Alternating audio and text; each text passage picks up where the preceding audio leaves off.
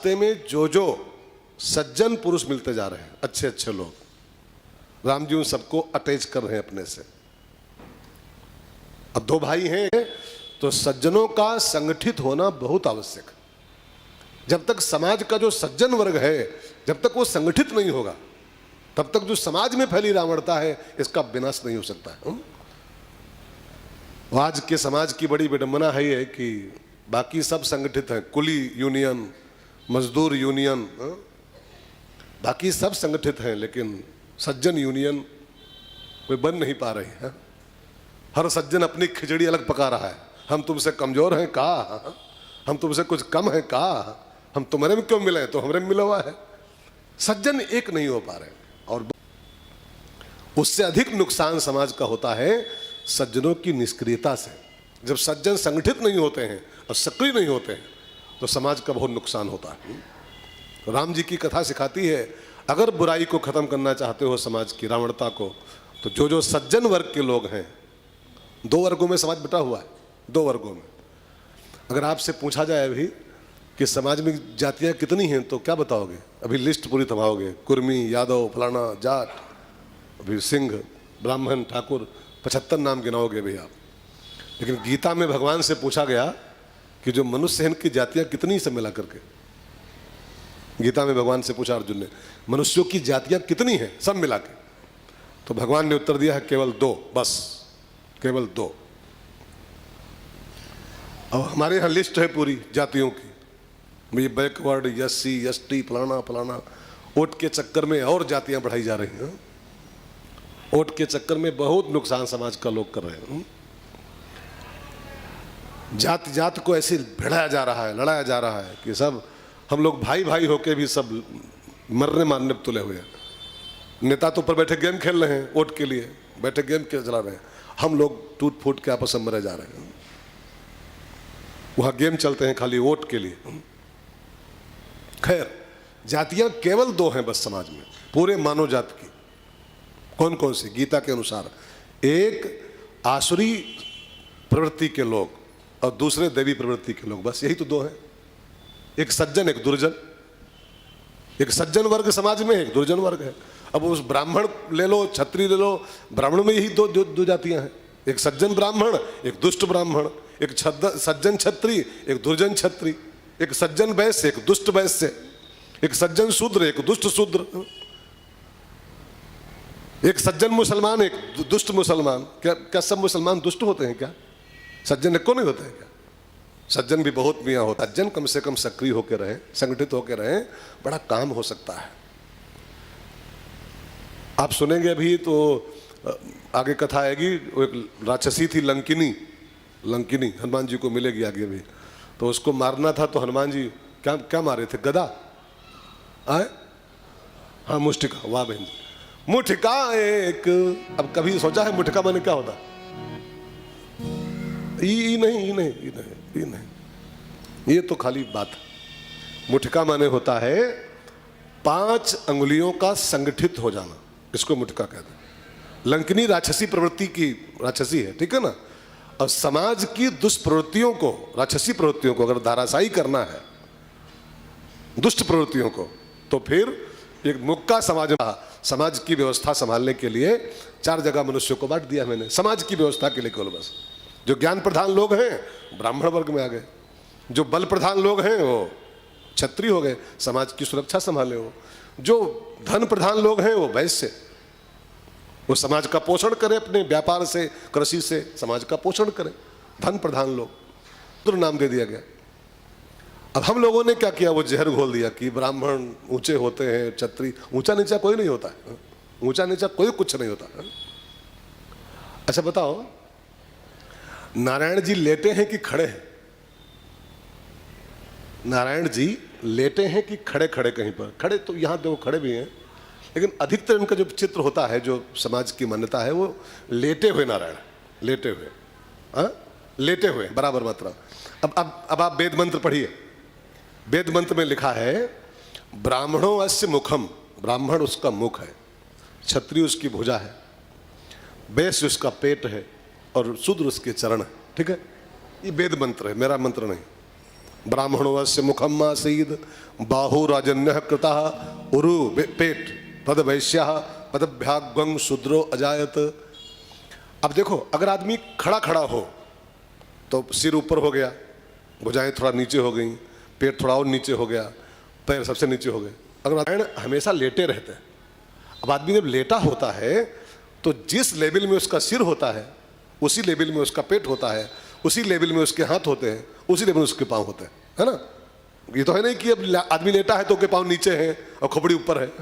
खड़ा हो तो हो सकता है, लेकिन नारायण कभी खड़े होते नहीं, हमेशा वो भुजग शयनम। कौन नीचा, कौन है ऊंचा, कौन है नीचा, सब में वो ही समाया।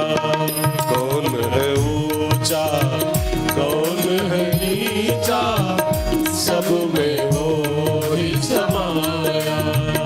भेद भाव के झूठे भरम में ये मानव भरमाया। भेद भाव के झूठे भरम में ये मानव भरमाया। प्राणों से प्राण मिलाते चलो, प्राणों से प्राण मिलाते चलो, प्रेम की गंगा बहाते चलो, प्रेम की गंगा बहाते चलो। ज्योति से ज्योति जलाते चलो, ज्योति से ज्योति जलाते चलो, प्रेम की गंगा बहाते चलो, प्रेम की गंगा बहाते चलो। आए जो राह में दीन दुखी, आए जो राह में दीन दुखी, सबको गले से लगाते चलो, सबको गले से लगाते चलो, प्रेम की गंगा बहाते चलो, प्रेम की गंगा बहाते चलो। ये 5 अंगुली है ना, एक हो गया ज्ञान प्रधान वर्ग, माने उसको ब्राह्मण कह लो, आप ब्राह्मण कह लो। एक हो गया दूसरी अंगुली बल प्रधान लोग, माने क्षत्रिय हो गए, ठीक है। तीसरा हो गया धन प्रधान, माने वैश्य हो गए। चौथा हो गया श्रम प्रधान, माने शूद्र हो गए। एक और पावर है समाज में, नारी शक्ति, नारी शक्ति, ठीक है। बुद्धि प्रधान ब्राह्मण, बल प्रधान क्षत्रिय, वित्त प्रधान वैश्य, श्रम प्रधान शूद्र और नारी शक्ति। अब देखिए, समाज की जो लंकिनियां हैं, माने दुष्प्रवृत्तियां, राक्षसियां, राक्षसी विचारधारा कह लो इसको आप, अगर इसको धाराशायी करना है इस लंकिनी को, तो सबसे पहला काम करना होगा, इन 5 शक्तियों को इकट्ठा होना पड़ेगा। यही है मुठिका, खाली मुक्का नहीं, इसको मुठिका कहते हैं। और जब ये मुठिका बनेगी समाज में, हनुमान जी की नहीं, समाज में जब बनेगी, तब समाज की जो दुष्प्रवृत्तियां हैं, जो राक्षसी प्रवृत्तियां हैं, तब वो सब धाराशायी हो जाएंगी। एक होने की जरूरत है, एक नहीं बन पाओगे तो ऐसे पीटते रहोगे, ऐसे पीटे जाओगे। भाई बहनों, तो भगवान राम को जो जो सज्जन मिल रहा है रास्ते में, सबको अटैच कर रहे हैं, सबको जोड़ रहे हैं। उसी में से एक सुग्रीव को जोड़ लिया। अच्छा, अगर आपसे पूछा जाए कि 1 और 1 कितने होते हैं, तो गणितज्ञ जो होंगे वो तो यही बताएंगे कि 1 1 2 ही होते हैं। हाँ नहीं, जो मैथमेटिक वाले होंगे 1 + 1 1 2 होते हैं, बस 2 होते हैं। लेकिन जो बौद्धिक लोग हैं, जो थोड़ा चिंतनशील लोग हैं, वो मानते हैं 1 और 1 2 नहीं होते हैं, 1 और 1 11 होते हैं, 11। अब समाज में इसी चिंतन की जरूरत है। एक सज्जन हो, एक सज्जन और मिल जाए, 11 हो गए, 11 हो गए। ऐसे तीसरा मिल जाए, फिर चौथा मिल जाए, तब समाज की जो रावणता है, जो राक्षसी प्रवृत्तियां हैं, तब उनका विनाश कर मिलेगा और तभी राम राज्य की स्थापना हो पाएगी। रावण जब मरेगा तभी राम राज्य देश में आएगा। तो भगवान राम को जो जो सज्जन मिल रहे हैं, सबको संगठित करते जा रहे हैं, सबको संगठित करते जा रहे हैं। सुग्रीव को मिला लिया, उसको दोस्त बना लिया। और आपको पता है, शायद कि नहीं पता है, पूरी राम कथा में राम जी ने 3 सखा बनाए, 3 फ्रेंड्स, 3 ओनली। चौथा नहीं कोई मित्र उनका, बाकी सब भक्त हैं, मित्र नहीं। 3 सखा। एक सखा नंबर 1 आए निषादराज गुह, सखा नंबर 2 सुग्रीव, और सखा नंबर 3 विभीषण। 3 मित्र बनाए राम जी ने। अगर भागवत सुनो ना तो भागवत में कन्हैया ने भी 3 ही बनाए। उनके चाहने वाले बहुत हैं लेकिन मित्र 3 ही हैं भगवान के। मित्र नंबर 1 उद्धव, मित्र नंबर 2 अर्जुन, और मित्र नंबर 3 सुदामा। बस 3 ही तो मित्र उनके हैं किसी नींव पर। अगर दोस्ती की नींव में ये चौपाई है तो आपकी दोस्ती टिकाऊ रहेगी, नहीं तो फिर चल नहीं पाएगी। दोस्ती की एक चौपाई है नींव में, वो चौपाई गा लो पहले। जे न मित्र दुख होई दुखारी, है जिससे दोस्ती करो दुख में उसके दुखी हो जाओ। अगर मित्र पर कोई आपत्ति आई है और आप बैठे पकौड़ी खाते रहो अपने घर में, तो आप दोस्ती के नाम पर कलंक हो। कलंक। दोस्ती का मतलब होता है कि दोस्त पर कोई पतले दिन आए, उसके कंधे में कंधा मिला के बगल में खड़े हो जाओ, दोस्त मैं तेरे साथ हूँ, चिंता न करेगा, आई एम विद यू। तब दोस्ती चल पाएगी। सुख में खाली साथ में खड़े रहो, पेप्सी पीते रहो, सुख में खाली गुटखा खाते रहो, दोस्त गुटखा खिलाओ, अरे दोस्त तो हमारे, तुम गुटखा खिलाओ, दारू पिलाओ।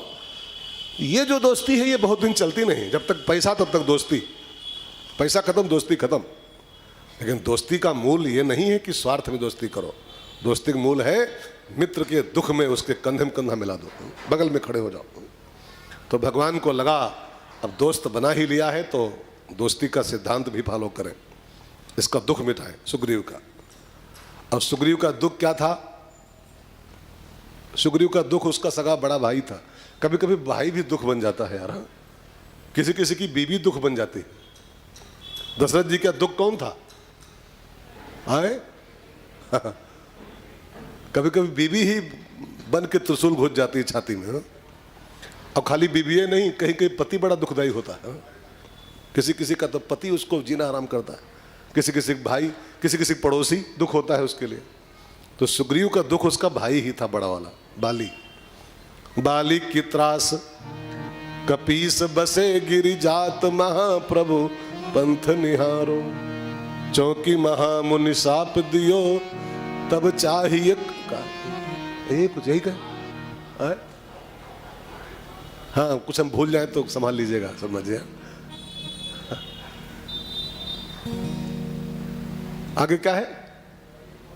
कहे तुझ रूप लिवाए महाप्रभु, सो तुम दास के शोक निवारो, और को नहीं जानत है जग में कपि, संकट मोचन नाम तिहारो। तो भगवान ने बाली को मारा। अब कथा आती है छिप के मारा था। छिप के क्यों मारा? क्योंकि उसको वरदान था बाली को कि इसके सामने जो आएगा उसका आधा बल खींच करके इसमें चला जाएगा। तो राम जी को लगा मैं सामने से मार दूंगा इसको। मार तो राम जी तभी देते, बल बल कहाँ खींच पाता हो राम जी का? अतुलित बल धामम, अतुलित बल है, कितना खींच पाएगा कोई? ये नहीं बात है। लेकिन ये महापुरुष जो होते हैं ये सब किसी के श्राप की वरदान की रक्षा भी करते हैं। जैसे हनुमान जी पर कोई शस्त्र काम नहीं कर सकता था, कोई भी शस्त्र। लेकिन जब ब्रह्मास्त्र उठाया उसने, मेघनाद ने, तो हनुमान जी क्या फैसला किए? चाहते तो एक से एक हथियार फेल कर दिए थे, तो ब्रह्मास्त्र क्या था हनुमान जी के आगे? उसको मिस कर देते। लेकिन क्या फैसला किए? जो न ब्रह्म सर मानो, तो इसकी जो महिमा है इस बाण की सब खत्म हो जाएगी। तो कभी कभी महापुरुष लोग अगले के वरदान की रक्षा करने के लिए उसकी पूर्ति कर देते हैं। तो बाली को चूंकि वरदान था कि इसके सामने जो आएगा इसका आधा बल खींच लेगा ये। तो राम जी को लगा सामने से मारूंगा तो आधा बल भी खींच लेगा, और दूसरी बात वरदान भी मिस हो जाएगा। मारूंगा तो तब भी इसको मैं, लेकिन इसका सब वरदान मिस हो जाएगा। तो राम जी वृक्ष की आड़ से उसको मारे, और जब मारे तो सामने आ गए तुरंत मार करके। बाली गिरा तो राम जी सामने आ गए। किसी ने कहा कि क्यों आए सामने, थोड़ी देर ना आते तो मर जाता। अगर राम जी ना आते 5 मिनट और सामने, तो बाली को तो बाण तो घुस गया था छाती में, मर जाता बाली 5 मिनट। जब सामने आए राम जी तो बाली ने बड़ी शिकायत किया, धर्म है तू अवतरे हो गोसाई, धर्म के लिए प्रकट हुए हो संसार में, मारे हो मोही व्याध की नाई, मैं बैरी सुग्रीव प्यारा, कारण कवन नाथ मोहिमारा। अब बाली ने लगा दिया 302 राम जी के ऊपर सीधे सीधे, हाँ? कि तुमने मेरा मर्डर किया है राम जी, जानबूझ करके। हाँ? राम जी को खड़ा कर दिया कटघरे में, 302 के मुजरिम बना दिया। मैं बैरी सुग्रीव प्यारा, मैं तुम्हारा क्या बिगाड़ा हूं, क्यों मारे मुझको तुम, छिपके मारे। लेकिन कभी कभी इंसान अपने ही शब्दों में फंस जाता है, अपने ही शब्दों में। बाली लगाया तो इल्जाम था बढ़िया वाला ठाकुर जी पर, मुजरिम घोषित कर दिया था राम जी को। और इन्हीं कथाओं को सुनकर कई लोग आज भी राम पर संशय करते हैं कि अरे राम जी कैसे थे, वो छिप के मार डाले। हाँ, बड़े पहलवान थे, आगे से लड़ते, छिप के मारे, बड़े पहलवान। हाँ? लोग जान नहीं पाते ठीक से पूरी कथाओं को। हाँ? तो भगवान, जब बाली भगवान पर इल्जाम लगाया, लेकिन एक शब्द ऐसा उसी इल्जाम में बोल दिया बाली कि बाली बिल्कुल फंस गया खुद ही।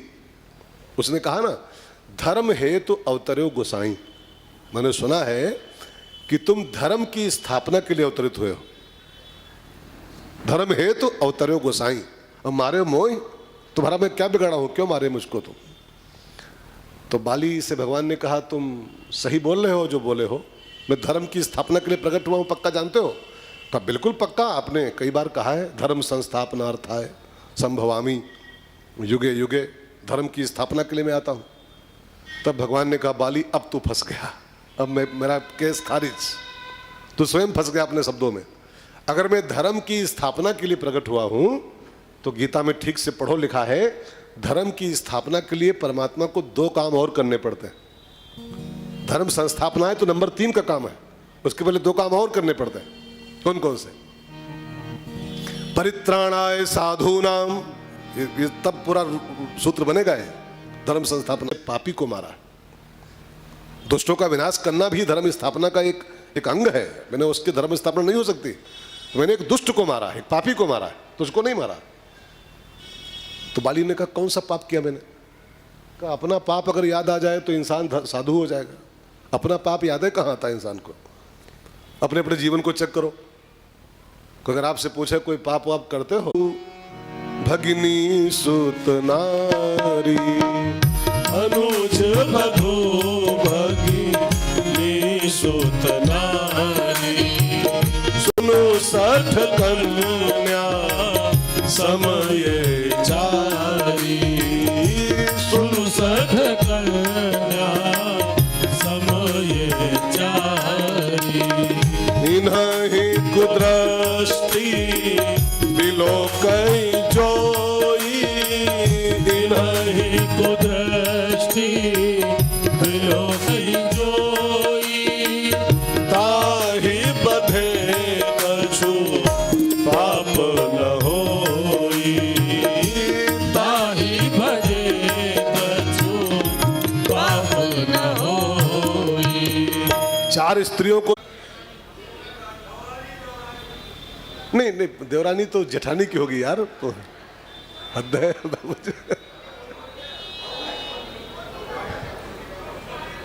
उसको रिश्ते कोई नाम नहीं है, ये रिश्ता क्या कहलाता है? हाँ? छोटी बहू, हाँ अच्छा ठीक, चलो पक्का हो गया। हाँ। छोटी बहू है ना। तो अनुज बधू भगिनी माने अपनी सगी बहन, सुत नारी माने अपने बेटे की पत्नी माने बहू, ठीक है ना, और कन्या माने अपनी बिटिया। ये 4 को सेम माना गया, सब ये 4 ही। और इनमें से किसी एक को अगर कोई कुदृष्टि देख ले खाली बस गंदी निगाहों से, तो शास्त्र कहता ताहि बधे कछु पाप न हो, उसको जान से मार दो, कोई पाप नहीं। खाली कुदृष्टि से देखने वाले को मार दिया जाए कोई पाप नहीं होता है।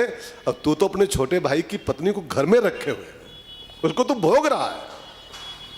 इतना पवित्र रिश्ता खाली देखना मना है जिसकी ओर, उसको तू घर में रखे हुए अपने है, महापापी है तू। मैंने तुझको नहीं मारा है, मैंने तेरे ऐसे महापापी को मारा है। बिना साय च दुष्कताम, ये मेरा मिशन है। अब बाली बिल्कुल निरुत्तर हो गया, उसके पास कोई क्वेश्चन बचा नहीं। तो बाली ने एक और ताना दिया, ताना क्या, एक रिक्वेस्ट किया कि ठाकुर जी, जिसके सामने राम जी खड़े हो, क्या आप भी पापी हूं मैं? जो राम जी का दर्शन पा रहा है, क्या पापी बचा भी हो? और जब बिल्कुल वो गल गया बाली कि मैं क्या अभी पापी हूँ, क्या अंतकाल गति तोर, मेरे सामने प्रभु खड़े हैं साक्षात, क्या मैं अभी भी पापी हूँ? तब भगवान ने कहा बाली अब तो तू शुद्ध हो गया है, लेकिन अगर तेरी जीने की इच्छा हो तुझे ठीक कर दूँ। अगर जीना चाहते हो तो अब गल गए हो, अहंकार छोड़ दिए हो, राह पे आ गए हो, तो मैं तुमको चाहो तो ठीक कर दूँ।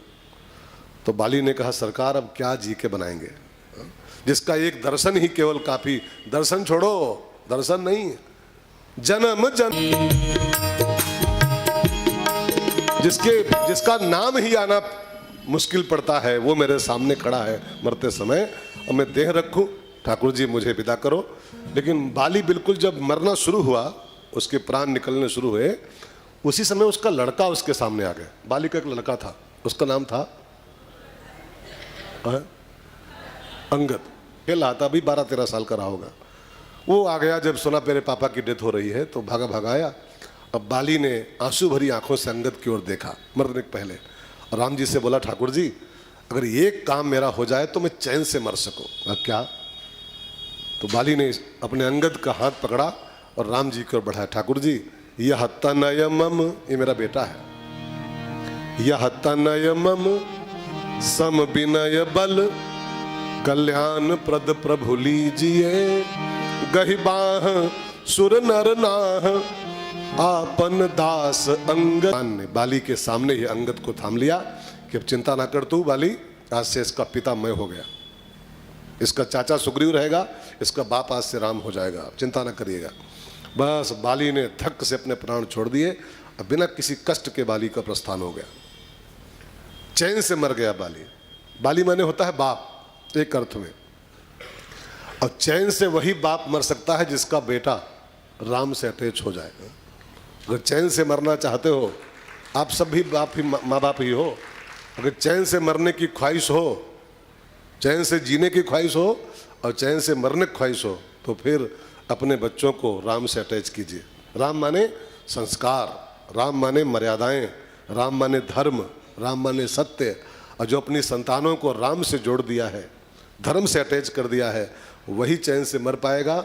और जिसका बच्चा को संस्कारी है, संस्कारवान नहीं हो पाया है, लफंगा बच्चा है, वो माता पिता न चैन से जी पाएंगे और न, बिल्कुल पक्की बात है, न चैन से मर पाएंगे। चैन से जीना चाहते हो और चैन से मरना चाहते हो तो अपने बच्चों को, अपने अंगद को राम के हाथों में सौंपो, धर्म से जोड़ो, सत्य से अटैच करो, मर्यादाओं से जोड़ोगे, तब आप चैन से जी पाओगे और चैन से जा पाओगे दुनिया से। लफंगों के पापा जो होते हैं चैन से मरी नहीं पाते हैं। अच्छा आप खुद कल्पना करो, जिसका बेटा आज हुआ चौकी